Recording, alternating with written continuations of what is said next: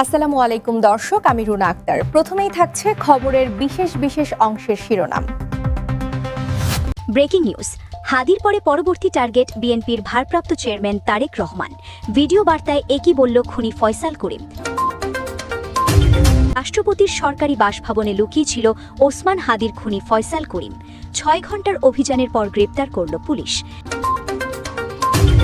জানিয়ে দেব, আত্মগোপনে থেকেও শেষ রক্ষা হল না হাদির খুনি ফয়সাল করিম মাসুদকে, যে ভয়ঙ্কর অভিযানে গ্রেপ্তার করল সেনাবাহিনী। এতক্ষণ শুনলেন শিরোনাম, এখন বিস্তারিত।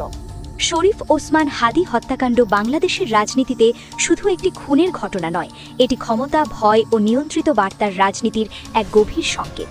এই ঘটনার রেশ কাটতে না কাটতেই একটি ভিডিও বার্তা নতুন করে আগুনে ঘি ঢেলেছে, যেখানে ইঙ্গিতপূর্ণ ভাষায় বিএনপির ভারপ্রাপ্ত চেয়ারম্যান তারেক রহমানকে পরবর্তী টার্গেট হিসেবে তুলে ধরা হয়েছে বলে অভিযোগ উঠেছে। এই ইঙ্গিত যদি কেবল গুজবও হয়, তবু এর রাজনৈতিক তাৎপর্য উপেক্ষা করার সুযোগ নেই। ভিডিও বার্তাকে নিয়ে সবচেয়ে গুরুত্বপূর্ণ প্রশ্ন হল, এর ভাষা ও হুমকির ভঙ্গি কি হাদি হত্যার আগে ও পরে ছড়ানো বয়ানের সঙ্গে আশ্চর্যজনকভাবে মিল রাখে? পর্যবেক্ষকদের মতে এখানে ব্যবহৃত শব্দচয়ন, সময় নির্বাচন এবং ইঙ্গিতপূর্ণ বাক্য কাকতালীয় বলে উড়িয়ে দেওয়া কঠিন, বরং এটি একটি পরিকল্পিত মনস্তাত্ত্বিক বার্তা, যার লক্ষ্য ভয় তৈরি করা এবং রাজনৈতিক এজেন্ডা চাপিয়ে দেওয়া। হাদি হত্যাকাণ্ডের প্রধান অভিযুক্ত ফয়সাল করিম মাসুদের নাম এই ভিডিও আলোচনায় যুক্ত হওয়ায় সন্দেহ আরও গভীর হয়েছে। প্রশ্ন উঠছে, একই ব্যক্তির নাম বারবার সামনে আনা কি তদন্তকে বিভ্রান্ত করার কৌশল, নাকি তাকে ব্যবহার করে বৃহত্তর রাজনৈতিক বার্তা দেওয়া হচ্ছে, নাকি প্রকৃত নেপথ্য শক্তিকে আড়াল করতেই কি এই পুনরাবৃত্তি? এই প্রশ্নগুলোর কোনো সন্তোষজনক উত্তর এখনও রাষ্ট্র বা তদন্তকারী সংস্থার কাছ থেকে পাওয়া যায়নি। তারেক রহমান শুধু বিএনপির শীর্ষ নেতা নন, তিনি দেশের বিরোধী রাজনীতির প্রতীকী কেন্দ্রবিন্দু। তাকে টার্গেট হিসেবে ইঙ্গিত করা মানে কেবল একজন ব্যক্তিকে হুমকি দেওয়া নয়, এটি বিরোধী রাজনীতিকে ভয় দেখানোর প্রকাশ্য সংকেত। রাজনৈতিক বিশ্লেষকদের মতে এটি হতে পারে বিরোধী শক্তিকে মনস্তাত্ত্বিকভাবে দুর্বল করার চেষ্টা, আসন্ন রাজনৈতিক সমীকরণে আগাম চাপ সৃষ্টি, অথবা রাষ্ট্রীয় ক্ষমতার ভেতরে চলমান দ্বন্দ্বের প্রতিফলন। এমন একটি স্পর্শকাতর ভিডিও বার্তা ছড়িয়ে পড়ার পরও রাষ্ট্রীয় পর্যায় থেকে স্পষ্ট ও জোরালো ব্যাখ্যার অভাব উদ্বেগ বাড়িয়েছে। ডিজিটাল ফরেনসিক তদন্ত, ভিডিওর উৎস শনাক্তকরণ এবং সম্ভাব্য হুমকি মূল্যায়ন, এই তিনটি ক্ষেত্রে দৃশ্যমান অগ্রগতি না থাকায় জনমনে সন্দেহ ঘনীভূত হচ্ছে। এই মুহূর্তে সবচেয়ে বিপজ্জনক বিষয় হল সবকিছুকে গুজব বলে উড়িয়ে দেওয়া। ইতিহাস বলে, রাজনৈতিক সহিংসতার আগে প্রায় এমন ইঙ্গিতপূর্ণ বার্তা ছড়ানো হয়। হাদি হত্যাকাণ্ডের পর তারেক রহমানকে ঘিরে যে পরবর্তী টার্গেট বয়ান তৈরি হচ্ছে, তা যদি সত্য নাও হয়, তবু এটি একটি গুরুতর রাজনৈতিক সংকেত। এই সংকেত উপেক্ষা করা মানে ভবিষ্যতের ঝুঁকিকে অবহেলা করা।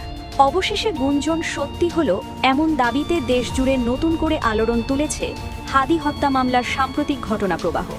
সামাজিক যোগাযোগ মাধ্যম ও কিছু রাজনৈতিক মহলের বক্তব্য অনুযায়ী হাদি হত্যাকাণ্ডের প্রধান অভিযুক্ত হিসেবে আলোচিত ফয়সাল করিম মাসুদকে নাকি রাষ্ট্রপতির সরকারি বাসভবনে আত্মগোপনে রাখা হয়েছিল।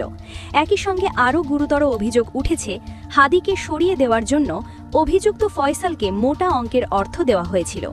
এই দাবিগুলো ঘিরে রাজনীতি, রাষ্ট্রীয় নৈতিকতা এবং আইনের শাসন সবকিছু একসঙ্গে প্রশ্নের মুখে পড়েছে।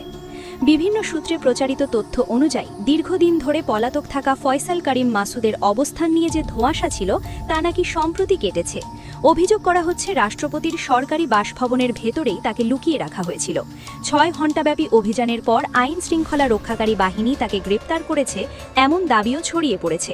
তবে এই তথ্যের আনুষ্ঠানিক নিশ্চয়তা ও নথিভিত্তিক বিবরণ এখনও প্রকাশ্যে আসেনি। সবচেয়ে বিস্ফোরক অভিযোগটি হল হাদি হত্যার উদ্দেশ্যে অভিযুক্ত ফয়সালকে মোটা অঙ্কের টাকা দেওয়ার দাবি। অভিযোগকারীদের ভাষ্য অনুযায়ী এটি ছিল একটি পরিকল্পিত চুক্তির অংশ। তবে অর্থ লেনদেনের কোনো ব্যাংক নথি, লেনদেনের রসিদ বা স্বাধীন ফরেনসিক প্রমাণ জনসমক্ষে এখনও উপস্থাপিত হয়নি। ফলে এই অভিযোগের বিশ্বাসযোগ্যতা যাচাইয়ে নিরপেক্ষ তদন্ত অপরিহার্য বলে মত দিচ্ছেন আইনজীবীরা। অন্তর্বর্তীকালীন সরকারের প্রধান উপদেষ্টা ডক্টর মুহাম্মদ ইউনুস এমনটাই দাবি করা হচ্ছে, এই অভিযোগের পরিপ্রেক্ষিতে অত্যন্ত কঠোর ভাষায় প্রতিক্রিয়া জানিয়েছেন। তার বক্তব্য হিসেবে প্রচারিত কথাগুলোতে তিনি বলেন, আমি সারা জীবন শান্তি ও ন্যায়ের কথা বলেছি, কিন্তু আমার সরকার কি তবে খুনিদের আশ্রয়স্থল হয়ে দাঁড়িয়েছে? তিনি আরও প্রশ্ন তুলেছেন, যার হাতে সাধারণ মানুষের রক্ত লেগে আছে তাকে কিভাবে সরকারি বাসভবনে আশ্রয় দেওয়া হলো। ডক্টর ইউনূসের নামে প্রচারিত বক্তব্যে আরও বলা হয়, যখন কোনো রাষ্ট্রীয় পদে থাকা ব্যক্তি খুনিকে ধাড়া করেন বা প্রশ্রয় দেন তখনই তিনি সেই পদের মর্যাদা হারান। তবে এই বক্তব্যের পূর্ণাঙ্গ লিখিত বা ভিডিও সূত্র এখনও আনুষ্ঠানিকভাবে প্রকাশিত হয়নি। এই বিষয়টি উল্লেখযোগ্য। এই অভিযোগগুলোর পরপরই ছাত্র সমাজ ও সাধারণ মানুষের মধ্যে ক্ষোভের বহিঃপ্রকাশ দেখা যায়, এমনটাই দাবি করা হচ্ছে। জুলাই বিপ্লবের শহীদ শরীফ ওসমান হাদির হত্যাকারীর বিচার, এই দাবিতে বিভিন্ন স্থানে প্রতিবাদ ও আলোচনা জোরদার হয়। সমালোচকদের মতে জনমতের এই চাপই তদন্তকে নতুন গতিপথে ঠেলে দিয়েছে। সবচেয়ে সংবেদনশীল দাবি হল রাষ্ট্রপতিকে নাকি গ্রেপ্তার করেছে সেনাবাহিনী এবং তাকে আদালতে পেশ করা হবে। এই দাবিটি এখনও আনুষ্ঠানিক বিজ্ঞপ্তি দিয়ে নিশ্চিত করা হয়নি। সাংবিধানিক পদে থাকা কোনো ব্যক্তির বিরুদ্ধে এমন পদক্ষেপ হলে তার আইনি প্রক্রিয়া, আদালতের আদেশ ও রাষ্ট্রীয় ঘোষণা সবকিছু জনসমক্ষে আসা জরুরি বলে মনে করেন সাংবিধানিক বিশেষজ্ঞরা। হাদি হত্যা মামলায় একটি খুন বহু মাস্টারমাইন্ড, এই ধারণা নতুন করে আলোচনায় এসেছে।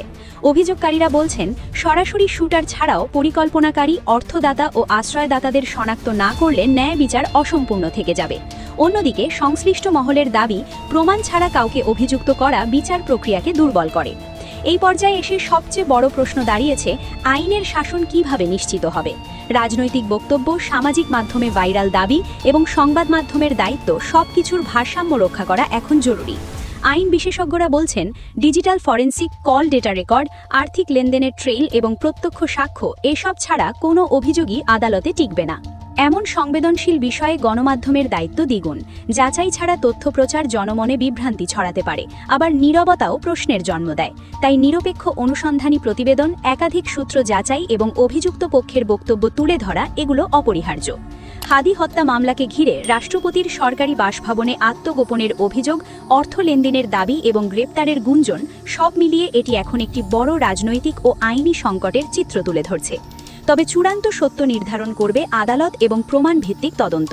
আবেগ, গুঞ্জন বা রাজনৈতিক ভাষ্য নয়, আইনের শাসনই শেষ কথা হওয়া উচিত।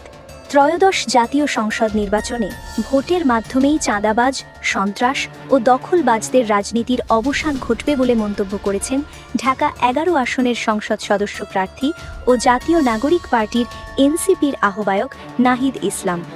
রোববার সকালে নিজ নির্বাচনী এলাকায় ভোটের প্রচারে তিনি এসব বলেন। নাহিদ ইসলাম বলেন, একটি পক্ষ তার কর্মী সমর্থকদের ভয়ভীতি প্রদর্শনের চেষ্টা করছে, তবে এসব অপচেষ্টা সফল হচ্ছে না। চাঁদাবাজ, সন্ত্রাস ও দখলবাজদের শেষ দিন হবে আগামী 12ই ফেব্রুয়ারি। ভোটারদের উদ্দেশ্যে তিনি নির্বিঘ্নে ভোট দেওয়ার আহ্বান জানিয়ে বলেন, যাকেই ভোট দেবেন বিবেচনা করে দেবেন, কারণ এবারের নির্বাচন বাংলাদেশের ভবিষ্যৎ ও ভাগ্য নির্ধারণ করবে। এনসিপির আহ্বায়ক আরও বলেন, কোনো প্রলোভন, সুবিধা কিংবা মিথ্যা আশ্বাসে ভোট না দেওয়ার জন্য ভোটারদের সতর্ক থাকতে হবে। তিনি বলেন, চিন্তা ভাবনা করে যোগ্য প্রার্থীকে ভোট দিন, যিনি সত্যিকার অর্থেই এলাকার ও দেশের পরিবর্তন ঘটাতে সক্ষম। এ সময় তিনি অবাধ, সুষ্ঠু ও অংশগ্রহণমূলক নির্বাচনেরও প্রত্যাশা ব্যক্ত করেন। দর্শক, আজকের খবর এ পর্যন্তই। আরো নিত্য নতুন খবর পেতে আমাদের চ্যানেলটি সাবস্ক্রাইব করুন, লাইক, কমেন্ট, শেয়ার করে পাশেই থাকুন। ধন্যবাদ।